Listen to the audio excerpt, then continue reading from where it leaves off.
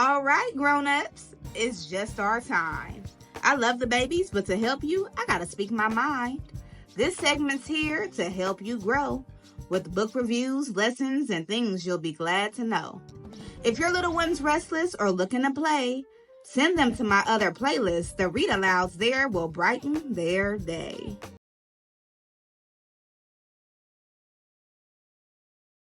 Hello, beautiful people. Welcome back to the Teacher Lady Show.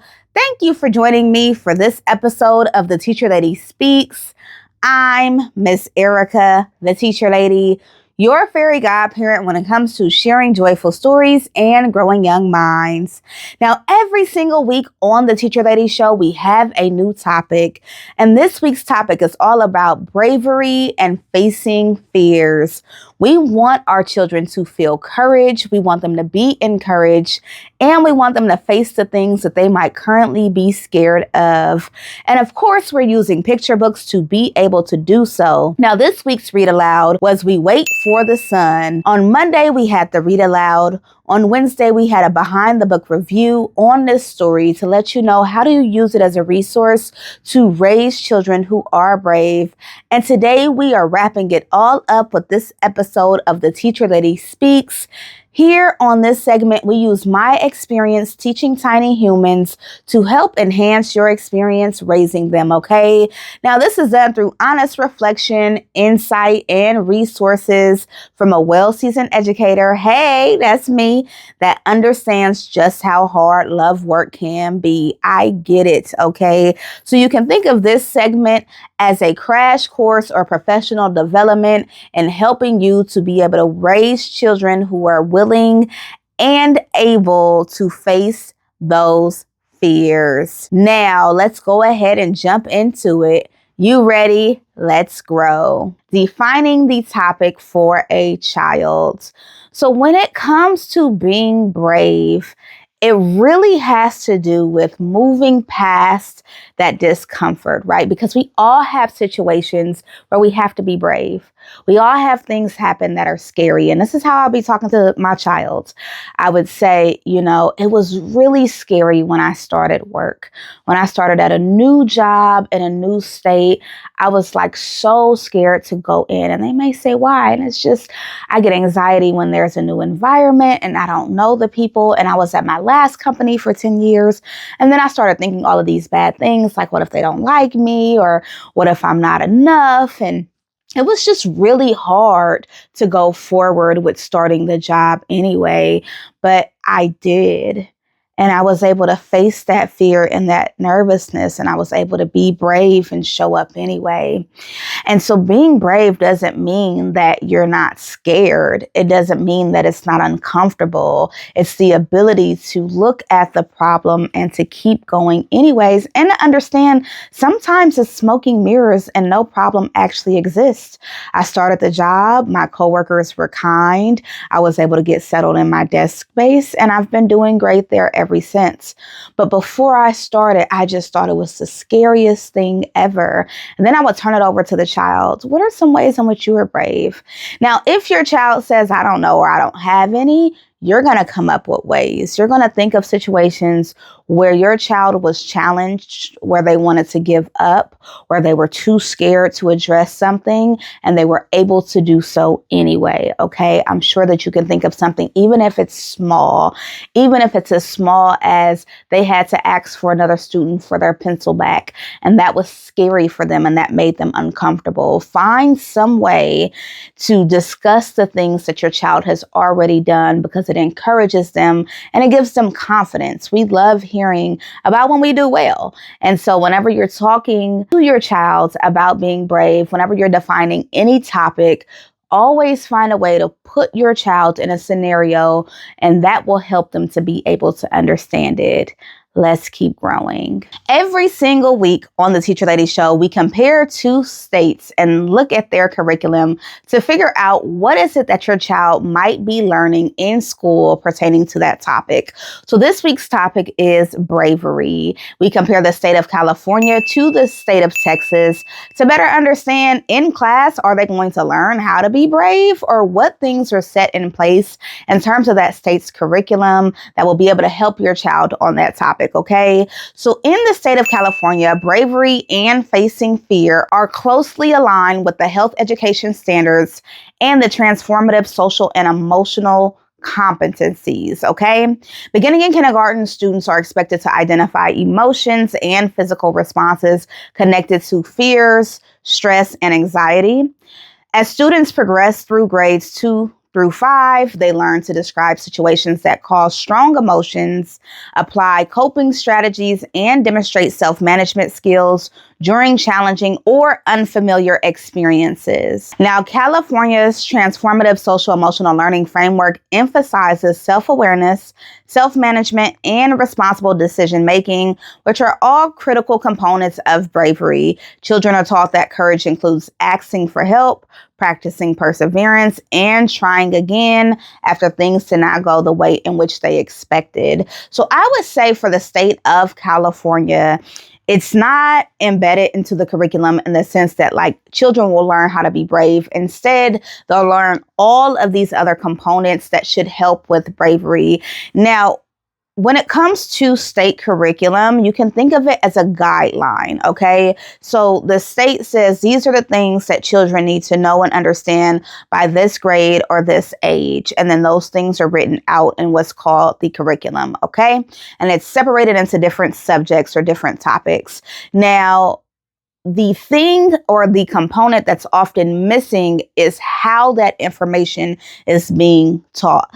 That's where the educators come in, because even if they're given a book of curriculum, so even if they're given some lesson plans or some ways to do it, how you teach that information is going to be crucial on whether or not a child is engaged or paying attention or even able to understand what it is you're talking about. So I always say, even if the curriculum, the state curriculum does have it as a guideline, if it's important to you, you have to make sure that you're practicing these things with your children, because a lot of times children do fall through the cracks. Let's look at the state of Texas. Now, in the state of Texas, the health education text or Texas Essential Knowledge and Skills is embedded in bravery in regards to emotional resilience through standards focused on emotional awareness, coping strategies, and decision making.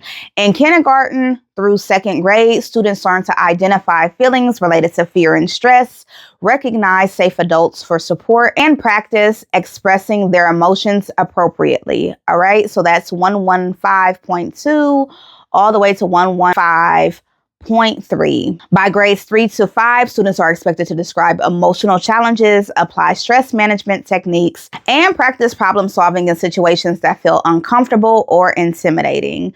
Texas standards emphasize that bravery is not about ignoring fear, but learning how to manage it safely and responsibly. Students are also taught communication skills, empathy, reinforcing that courage by way of kindness.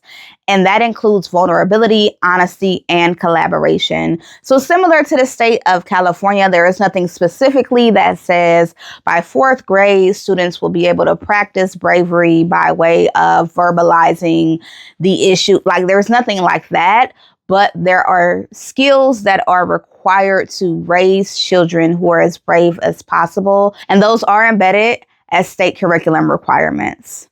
Let's keep growing. Resources. Now, here are some resources that you might use alongside your child to help them to feel more confident and to be brave. I feel like confidence and bravery do sometimes go hand in hand, but oftentimes we're not confident and we got to face that fear anyway. So check these out. As always, I say pull what works, forget what doesn't. The first one I know that you have heard on my channel, and that is Sesame Street in Communities. They have a managing big feelings and fear component of their website, sesamestreetcommunities.org. Now, Sesame Street is so special because it does use familiar characters, so your Big Birds and your Elmo, to normalize fear, model calming strategies, and show children that feelings of fear are okay and manageable. So I think a lot of times when children are learning new things, having characters that they're familiar with or that they like, and even if they don't necessarily love Sesame Street, it coming from a puppet helps. And I feel like Sesame Street is a great way of using educators to get this information across to children by way of those characters. So definitely check that out. The next resource is called Go Noodle Confidence and Courage Videos. So go to gonoodle.com. Now, Go Noodle is a movement-based website. So they're going to have a lot of videos that help kids release nervous energy and get their wiggles out. They help to build confidence and practice bravery through playful action. So Go Noodle is definitely good for those children who are often antsy or tired, or their fear manifests physically, the ones who kind of lock up or get shaky. You want to go to this website, and that you can just put on a video and let your little one kind of get all of those nervous feelings out of their body. The next resource we're going to talk about is the Child Mind Institute. They have a Helping Kids Overcome Fear and Anxiety component of their website, childmind.org. Now, Child Mind offers clear, parent-friendly explanations and strategies for helping children face fears gradually and safely. So this is going to be good for parents to read articles or get different ideas and tips and tricks on how you support children through those hard times or those challenging things that they're facing. Now, the next resource is another Teacher Lady favorite, and that is PBS Kids. They have a feelings and problem solving game component of their website, pbskids.org. Now, these interactive games and shows help children practice emotional regulation and courage in day-to-day situations. And so they're going to have some examples of some things that might sound familiar to your child to kind of help them figure out ways that they can overcome those challenges and overall copes. Now, the next resource we're going to discuss is Cosmic Kids Yoga. They have a component called Bravery and Calm Stories, and that's on cosmickids.com. So Cosmic Kids is going to combine storytelling, breathing, which actually felt really good just now, and movement to help children calm their bodies while facing challenges. So many times fear manifests physically and shows up physically. And so that is another resource to get your child to physically calm down so that they can even hear themselves think and go after whatever it is that they need to solve. Okay. The next website we're going to talk about is therapyinanutshell.com. They have a component called Coping Skills for Kids. So therapyinanutshell.com/coping-skills-for-kids. Therapy in a Nutshell offers practical therapist-led guidance on teaching children coping skills to manage anxiety and fears. It's going to emphasize creating emotional safety, validating feelings, and breaking down scary tasks into small, doable steps, which is especially helpful for children who constantly feel overwhelmed. They feel like, oh my gosh, I got to do a book report and I got to email this and I have to do this and the children's of the world. This website is going to help them to chill. If we break it down step by step, what's the first thing you need to do? And then from there, we can move on. The next resource we're going to discuss is betterkids.education. Now, that website is going to share evidence-based tips for helping children understand and manage fear and anxiety by teaching them to recognize their internal alarm system. So what are the things in your body that tell you that something is wrong? Are you hearing mean things about yourself? Are you physically tensing up? What's being repeated? We all have signs, right, in our nervous system that tell us that something isn't right or that we're scared or excited or whatever it is we might be feeling. And this website is going to help your child to figure out what those signs are so that we know how to combat that. Now, of course, if you need more resources, more support, if you're like, oh my gosh, this is still too much, I don't know what else to do, please go onto my website, scroll all the way down to the bottom, give me your email address, and I always send out parenting insights and information that might be able to help you and your family. Best practices at home. The first best practice when trying to raise a child that is brave is to allow them the process of failing and succeeding. So what does that mean? I will be the first to tell you that when I had Addie, I was a helicopter parent, especially in the beginning. I would say like those first 4 or 5 years of life, I was hovering big time. And what I realized happened was Addie was a twin and her brother did not make it. And so because her brother did not make it, I found myself being overprotective. I found myself not wanting her to ever get hurt. I found myself being very scared of something happening. But what that was doing was that was hindering her from being able to be brave. It was hindering her from being able to explore, to try new things, to fail, and to figure out what success looked like for her because I was taking over in a way that wasn't healthy. And so one of the best practices I would say is to allow your child to experience their life. Allow them to see what it's like to try to swing on the monkey bar, but not quite make it.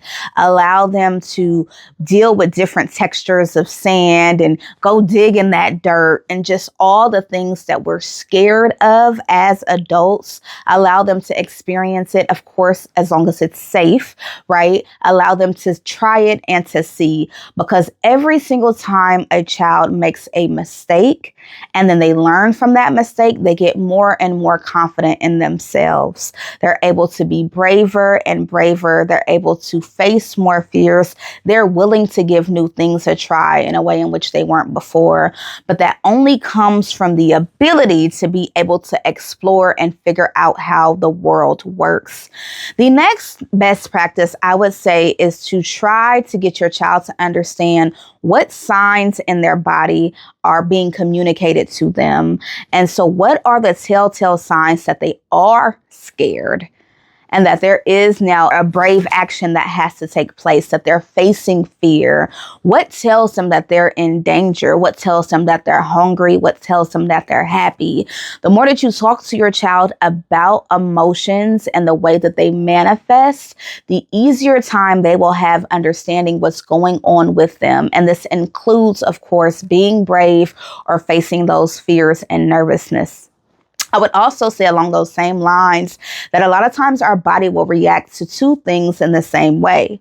So I know for me, when I'm excited, it's actually the same overall feeling as being nervous. Okay. So if I'm scared to do something and I tell myself, well, maybe you're just excited to try something new, it helps me mentally because physically the same exact things are happening. So getting your child to understand what are their telltale signs. Sometimes I'll see children and they'll shake their leg when it's time for a test, and that will tell me and tell them that their body is feeling super anxious. Sometimes you have children who, when they are excited, you'll see them smile and kind of do this thing where their body tenses up. Just overall pointing out the things that are showing in their body, maybe outwardly, but also what they're feeling inwardly will help them to understand themselves. And that's just helpful across the board. So often we don't know our bodies. We don't understand our emotions as adults.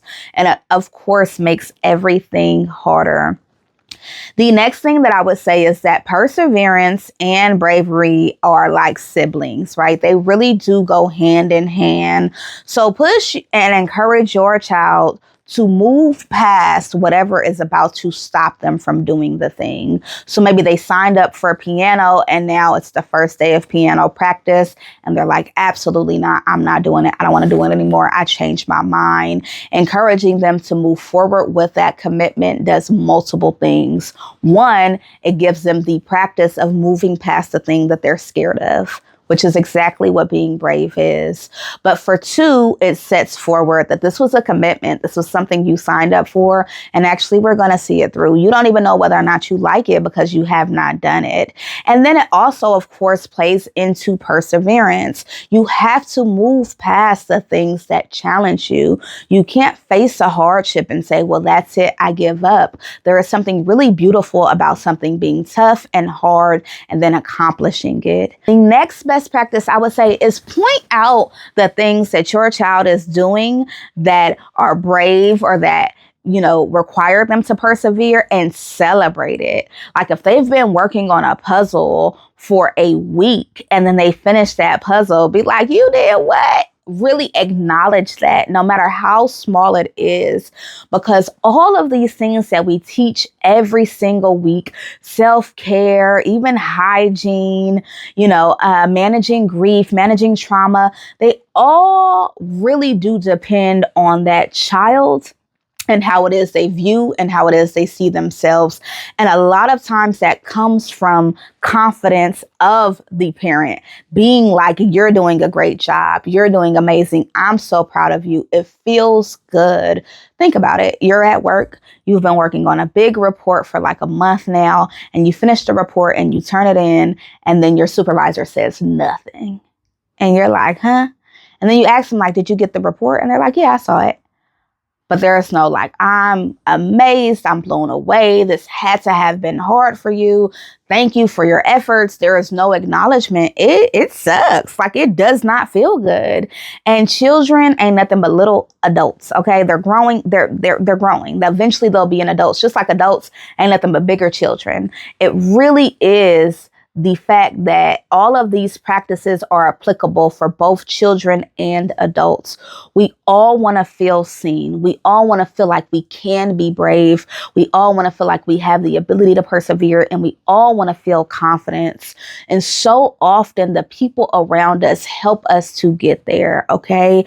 Your joy should not be contingent on another person by any means, but it is human nature to need support and encouragement from the people around you. And so when you have those children that are more timid, they tend to be scared of everything. They tend to shut down, pull out the things that they did extremely well.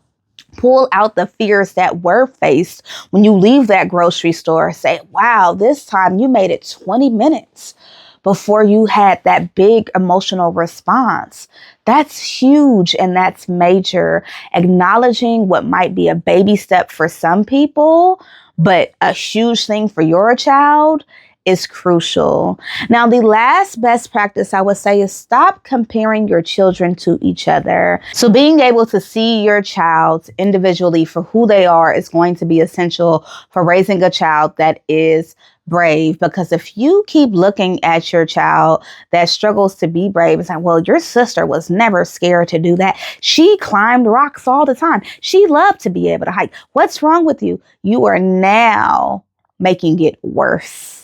And you are crushing their self-esteem, and you are having a hard time acknowledging the things that are great for them. What is it about that child that's wonderful? I love that his sister is able to climb rocks, and maybe he's not. Maybe athleticism is not his thing. Maybe he's a brainiac and just mentally intelligent. Maybe his communication skills are on a different level. But learning to see your children individually and not compare them to their siblings is going to help a lot with having them find their own identity, their own voice, which are all components needed and helpful when it comes to being brave. Okay, let's keep growing. When to seek help? I would say that it is time to seek help if your child is scared of just life. Like if they are consistently shutting down, having great anxiety, cannot talk or connect or communicate with people, and you see that they're just super timid and it's just becoming too much, it's probably time to seek help. And that help, I always say, you can start at the school. Does that teacher have resources? Is there a guidance counselor on campus that can be helpful? Do they have support groups? Joining the Parent-Teacher Association, if your child's school has one, is literally a cheat code to getting information and resources.